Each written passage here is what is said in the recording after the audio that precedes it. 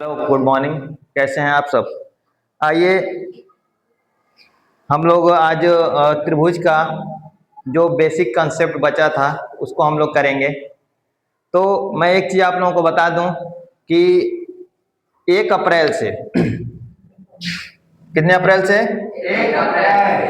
1 अप्रैल से क्लास 5 से लेकर के 10 तक, ठीक है, का कोचिंग आपका स्टार्ट हो जाएगा ऑफलाइन। बताओ आपको कहाँ, ज़्यादा दूर जाने की जरूरत नहीं है। आपके नियर केडीएस एकेडमी, नाम तो सुना ही होगा। ये कहाँ पे है? देदा पार, देदा पार। और ये कहाँ पे है? सरिया महुलिया देदा पार है, सरिया महुनिया, ठीक है। ये आपके क्षेत्र का बहुत ही फेमस विद्यालय है। इसी के पास 1 अप्रैल से आपका कोचिंग शुरू होगा, क्लास 5 से लेकर के 10 तक ऑफलाइन। और अगर और भी आपको सूचना चाहिए तो मेरा मोबाइल नंबर है, इस पर आप संपर्क कर सकते हैं 9794281765। आप देर न करते हो, इस पर कॉल करके कोई भी सूचना आपको लेना है तो आप ले सकते हैं, ठीक है। चलिए अब हम लोग आते हैं अपने टॉपिक की तरफ।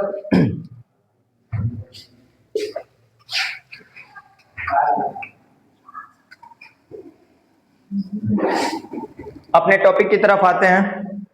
एक चीज आपको बता दूं कि सफलता जो है एक दिन में मिलने वाली चीज नहीं है। हम अगर निरंतर प्रयास करते रहेंगे तो हमको सफलता एक दिन अवश्य ही मिलेगी, ठीक है। किसी ने कहा है कि मेहनत इतनी खामोशी से करो कि सफलता क्या करे, शोर मचा दे, ठीक है। तो हमें इस प्रकार मेहनत करना है, एक बिल्कुल अपना ध्यान लगा करके हम अपनी पढ़ाई को कंटिन्यू करना है कि जब हमारा रिजल्ट आए तो किसी को पता ना लगे कि आपका कितना नंबर, लेकिन जैसे रिजल्ट आए तब लोगों के दिमाग में आ जाएगा ये कितना पढ़ता था। तो इस प्रकार आप मेहनत करिए, दिखावे वाली पढ़ाई नहीं करना है हमें। हमें अपने आप को बिल्कुल ईमानदारी के साथ हमें अपनी पढ़ाई करना है, ठीक है, कि आगे हमारा जीवन सफल हो जाए। कहने के लिए बहुत सारी बातें हैं, वीडियो बहुत लंबा हो जाएगा। आइए हम लोग देखते हैं और जो त्रिभुज का बेसिक बचा हुआ था उसमें उसको आज क्लियर करते हैं। चलिए, यहाँ पे लिखा है त्रिभुज, उसमें बचा था त्रिभुज की सर्वांग समता, यानी कॉन्ग्रेंट त्रिभुज किसे कहेंगे। अब पहले कॉन्ग्रेंट मैं बता देता हूं सर्वांगसम किसे कहेंगे।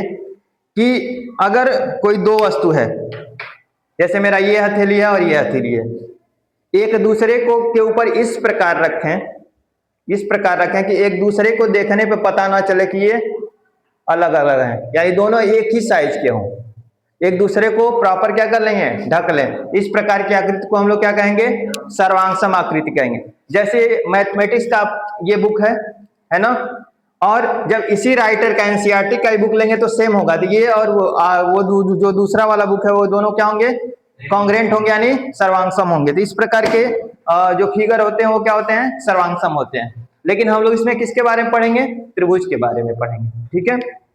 चलिए, त्रिभुजों की सर्वांग समता। दो त्रिभुज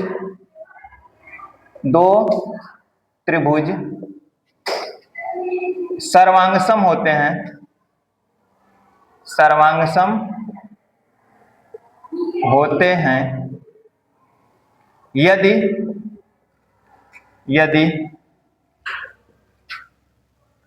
उनकी संगत भुजाएं और संगत कोण क्या हो, बराबर हो, ठीक है। उनकी संगत भुजाएं और संगत कोण आपस में बराबर, यानी एक दूसरे के ऊपर अगर उसको रखा जाए तो एक दूसरे का पूरा पूरा क्या कर लें, ढक लें, इस प्रकार की आकृति। अब सर्वांगसम के कुछ नियम होते हैं, उसको जानने का प्रयास करते हैं। आइए, सर्वांग समता के नियम, ठीक है। सर्वांग समता के नियम। एक एक करके हम लोग समझते हैं।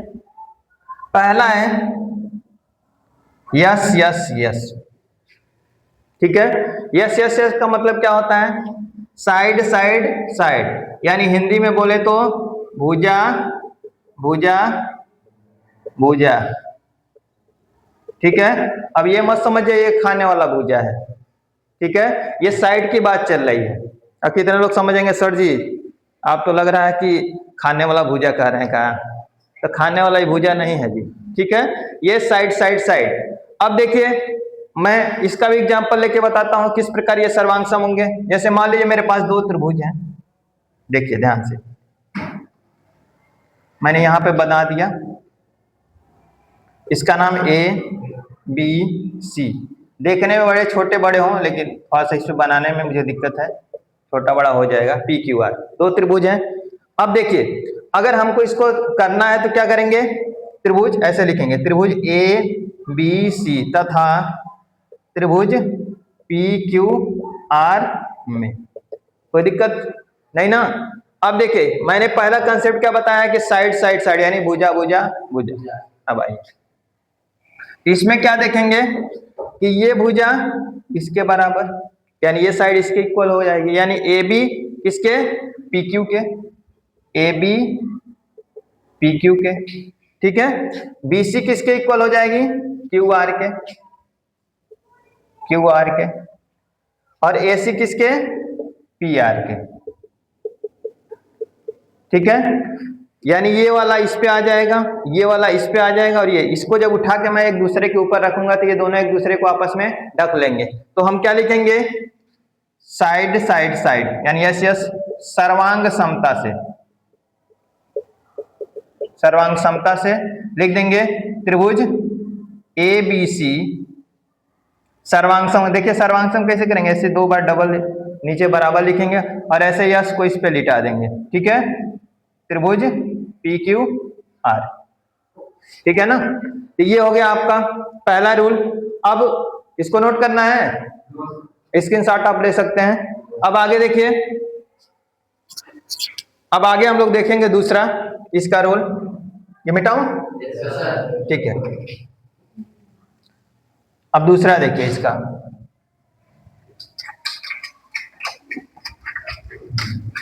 व्हाइट बोर्ड में थोड़ी सी दिक्कत होती है बार बार मिटाना और लिखना, है ना। दूसरा रूल है इसका यस ए यस। मतलब क्या हुआ? भुजा कोण, भुजा कोण भुजा, ये हिंदी में हो गया। इंग्लिश में साइड एंगल साइड। ठीक है, अब देखिए जैसे मान लीजिए मैं यहां भी इसका भी एग्जांपल बता देता हूं समझा के।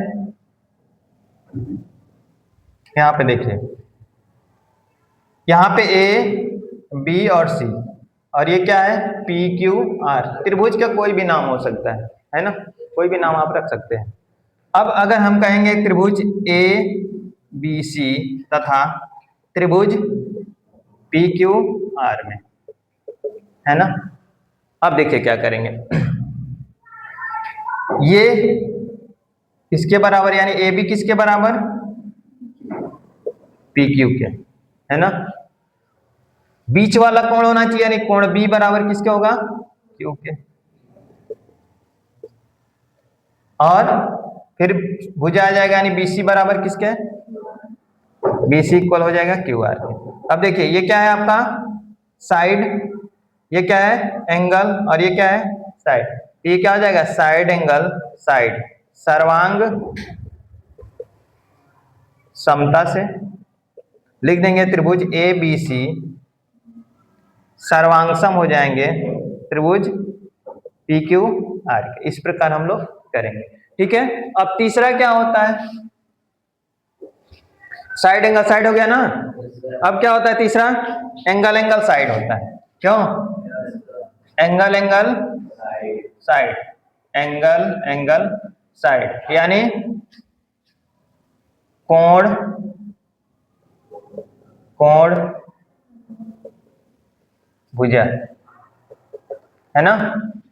अब इसी प्रकार इसको भी करेंगे, इसी प्रकार इसको करेंगे। अब सारा बताने लगेंगे तो थोड़ा सा टाइम लगेगा, केवल ये कंसेप्ट रहेगा।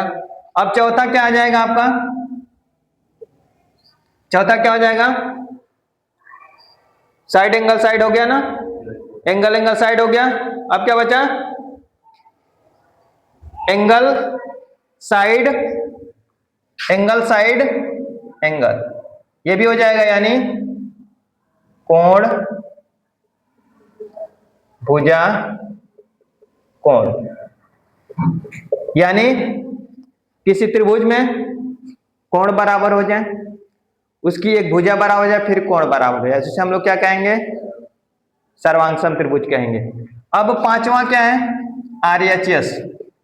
क्या है, आरएचएस। आरएचएस का मतलब क्या होता है, राइट एंगल, यानी एक कोण क्या हो, समकोण हो, ठीक है। आरएचएस का मतलब क्या होता है, एक राइट एंगल हो, हाइपोटेनस हो, और एक साइड हो यानी बेस हो, यानी एक 90 अंश का कोण हो, फिर उसका कर्ण बराबर हो और उसका आधार आपस में बराबर हो, तो इस तरह के हम लोग त्रिभुज को भी हम लोग सर्वांगसम कर सकते हैं। उसका रूल क्या है, आरएचएस है, ठीक है। तो ये इसका क्या था, बेसिक था। अब इसके बाद हम लोग इसका एक्सरसाइज करेंगे और हम आसानी से अपना क्वेश्चन करेंगे, ठीक है। उम्मीद करता हूं कि समझ में आ गया होगा। कि आप अगर नहीं समझ में आता है तो एक दो बार आप इसको देखेंगे तो आपको जरूर समझ में आ जाएगा, ठीक है। धन्यवाद, जय हिंद, जय भारत।